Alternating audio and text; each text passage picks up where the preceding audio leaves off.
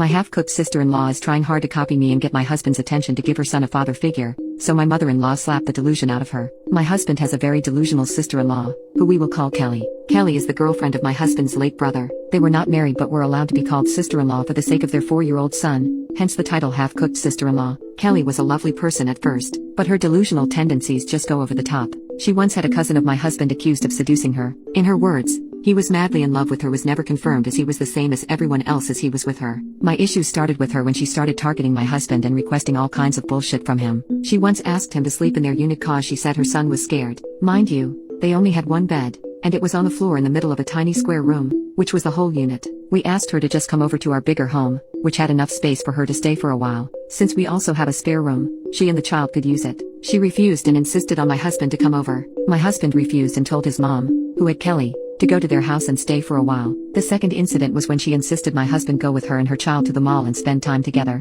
Cause according to her, she needs help cause she's a helpless single mother with a fatherless child, and her child needs a father figure. My husband asked if I could go with them, but she made excuses why I couldn't go. My husband refused outright and said to bring the maid assigned to her kid. Cause my mother-in-law sponsored a maid for them after all the things she complained about. After all that, Kelly started to pick on things my husband liked. He likes that I wear skin-tight dresses and leggings cause they complement my bum. She started wearing the same clothes. My husband likes the particular food I make for him. She learns how to make the food and purposely makes too much so she can give some to him in front of me, with a poop-eating smile. And it did not stop there. She also tries to copy me as much as she can. Whenever I buy something new, she buys the same thing for 3 to 4 days. My husband and I like dogs, so I adopted a puppy. And what do you know? She has one a week after. She copies everything: clothes, makeup, jewelry, etc. It was getting a little creepy. One day, at a family gathering, she stated that my husband's nephew, her child, looked much like my husband and would pass off as his kid. And my husband looks nothing like his nephew. His nephew has his late father's face,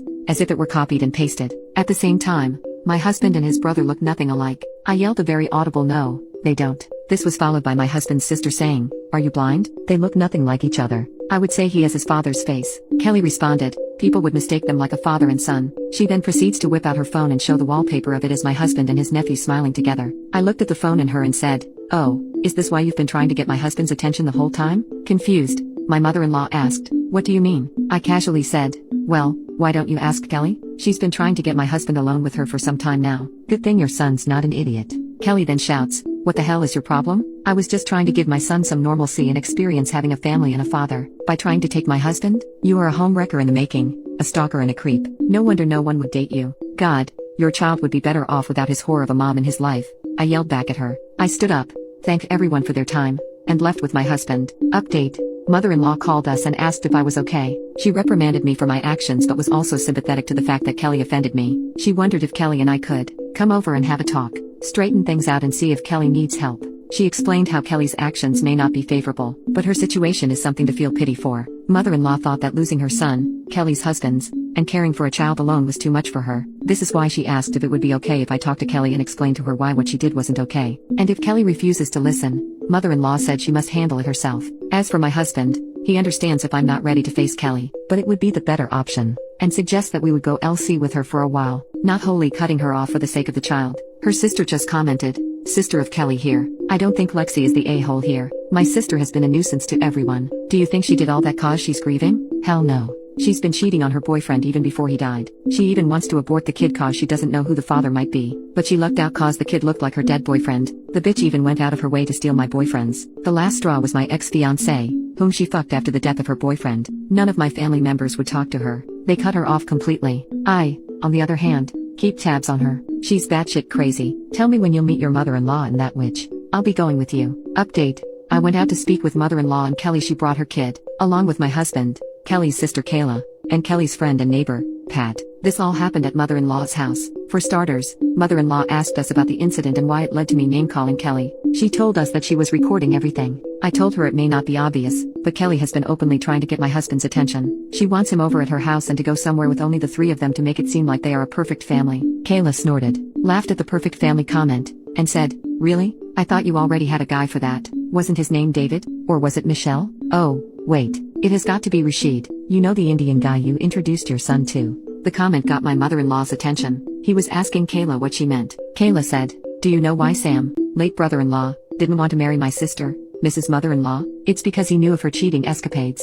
Furthermore, Sam was my ex whom she stole by opening her legs. Mother-in-law then looked at Kelly, and she said, it wasn't true. And the reason why he won't marry her is because of Kayla, because Kayla was seducing her husband. Sister-in-law said, in which part are you his wife? You claim my brother is your husband, and yet you were the reason why he died. Brother-in-law died of a heart attack after a very heated argument between them, in which she threatened to take the child and forbid him from ever seeing the kid. In our country, if the child is below 7, he must stay with the mother unless the mother is no longer capable. Kayla shouted, he was only waiting for the child to age at least 7 to get him off your filthy abusive claws. In all the chaos, mother-in-law was just there, shocked at all the revelations happening before her. She thought she could redeem Kelly's character in the talk, but she has no redeeming qualities. So when Kayla said something about Kelly abusing her young son, she just couldn't hold it and slapped the poop out of Kelly, which made Kelly fall over. Kelly stood up with tears and anger and said, fine, you want that bastard of a child? You can have him. Swallow him up if you can. I don't need any extra baggage to be with me. And took off, leaving the child in my Mill's care. Mother-in-law almost had a heart attack after everything that happened.